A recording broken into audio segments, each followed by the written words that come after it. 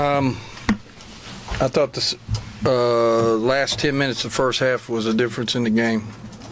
We stood around the first 10, played hard the second 10, stood around the last 20. Any questions?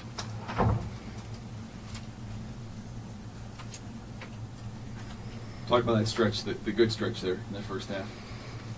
Well, we started defending, rebounding, and running. I mean, that's what we had to do, and that's what our game plan was in the beginning. Luckily, we had that 10-minute stretch, or we wouldn't have won this game.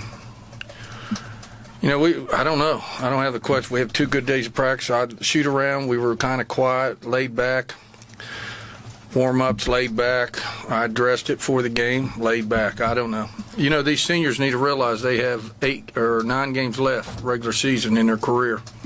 So they should never let this happen.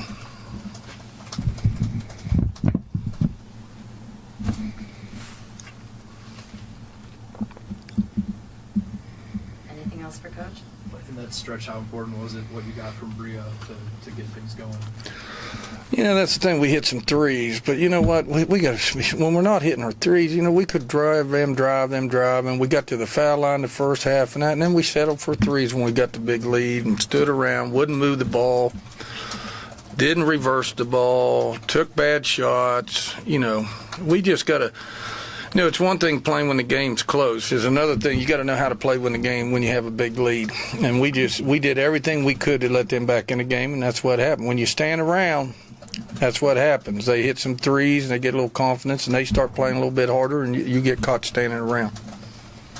The fact that you've got all these seniors is something that, you know, it certainly still is a bright spot for the team. It's something you talked about a lot coming into the season. How do you feel like when you give them that message, 9 games left in the regular season, they'll respond to it? I hope they do. If not, it's going to be a long 9 games. Because I'll tell you what, this is the flattest I've seen us all year. And, again, you know, these seniors, that's one thing about having seniors. You would hope that this will never happen again. And, you know, that they'll take ownership of this team going down the stretch. Because we need to win a lot more games in these next 9. So, you know, I'm just disappointed. I'm as disappointed now if we would have lost. I just can't believe we didn't come out and play hard. That's one thing. You know, I can accept a defeat if we didn't shoot well and do all that, but as long as we play hard and box out and talk and communicate. When we come out flat, standing around, and, you know, Coach Carey said something to you, and you're like, you know, it's not time for emotions and feeling sorry for yourself. It's time to. You know, we got 9 games left. Now we're trying to do something special. You want to do something special, then you got to play hard. What does it say about the talent on your team that you can come out flat, seemingly flip a switch, and still beat a top 20 team? Well, that's good. You know what? But, you know, our goals is to go far in the NCAA tournament and get a high seed. To get a high seed, you know, here's the deal. A lot of teams that are in the top 25 now are hosting.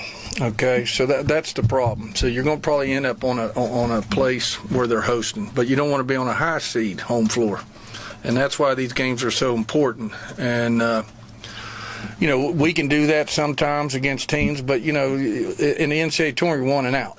So you know, we cannot afford to do this. I just don't. You know, we come out the next game, we play hard, we get beat. We just didn't shoot well. We just didn't do. We turned it over to whatever. But for me to sit up here and say we didn't play hard is hard for me because I just don't accept that. I'm frustrated about that and I'm disappointed.